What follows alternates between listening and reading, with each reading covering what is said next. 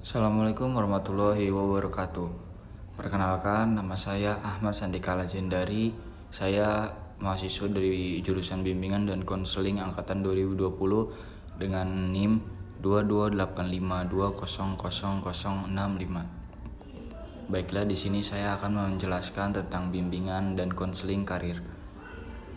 Yaitu ada di sini konsep dasar BK Karir dan asesmen dalam BK Karir.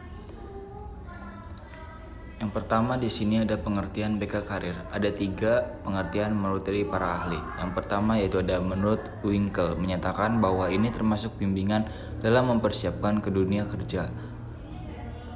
Maksudi sesuatu program yang sistematik, proses, teknik atau layanan yang dimaksud untuk membantu individu memahami dan berbuat atas pengenalan diri dalam dan pengolahan kesempatan dalam pekerjaan. Yang kedua itu ada menurut Nation Vocation Guide Associate atau NVGA sebagai proses membantu dalam memilih pekerjaan, mempersiapkan, memasuki dan memperoleh kemajuan di dalamnya. Yang ketiga itu ada menurut Muhammad Surya, yaitu membantu individu dalam memecahkan masalah karir untuk memperoleh kesesuaian diri yang sebaik-baiknya antara kemampuan dengan lingkungan hidupnya. Selanjutnya itu ada BK kompresif, yaitu bimbingan dan konseling kompresif adalah sebuah program yang dimiliki organisasi dengan perencanaan, pembagian, dan pengkoordinasian khusus untuk aktivitas bimbingan dan konseling berdasarkan kebutuhan siswa, sekolah, dan masyarakat. Selanjutnya ada program yang dilakukan secara menyeluruh dari aspek komponen layanan dan sasaran layanan. Program disusun berdasarkan karakteristik dan kebutuhan peserta didik pada berbagai tingkat dan tahapan perkembangan. Selanjutnya itu ada posisi layanan karir BK kompresif. Itu layanan karir BK kompresif pada perencanaan karir siswa. Yang pertama ada layanan dasar, ada layanan penempatan dan perencanaan individual. Yang ketiga ada layanan responsif dan yang terakhir ada layanan dukungan sistem. Selanjutnya ada fungsi BK karir.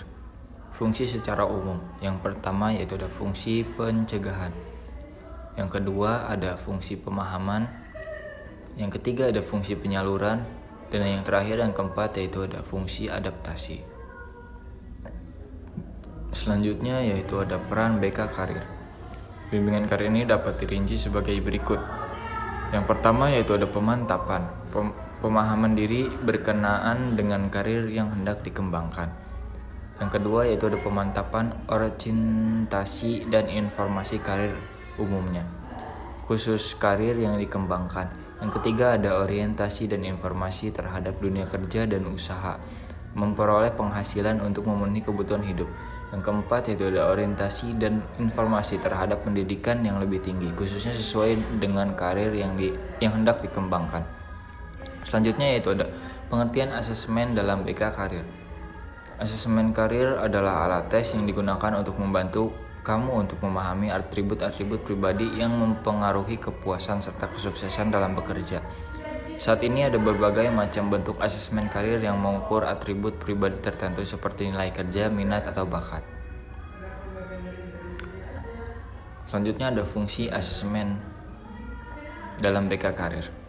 Yang pertama itu ada mengurangi kebingungan, yang dua itu minat sebagai kunci perkembangan karir. Yang ketiga yaitu membuka wawasan dalam karir, dan yang terakhir yang keempat yaitu ada fokus pada keterampilan yang diminati. Baiklah, yang terakhir yaitu ada kesimpulan.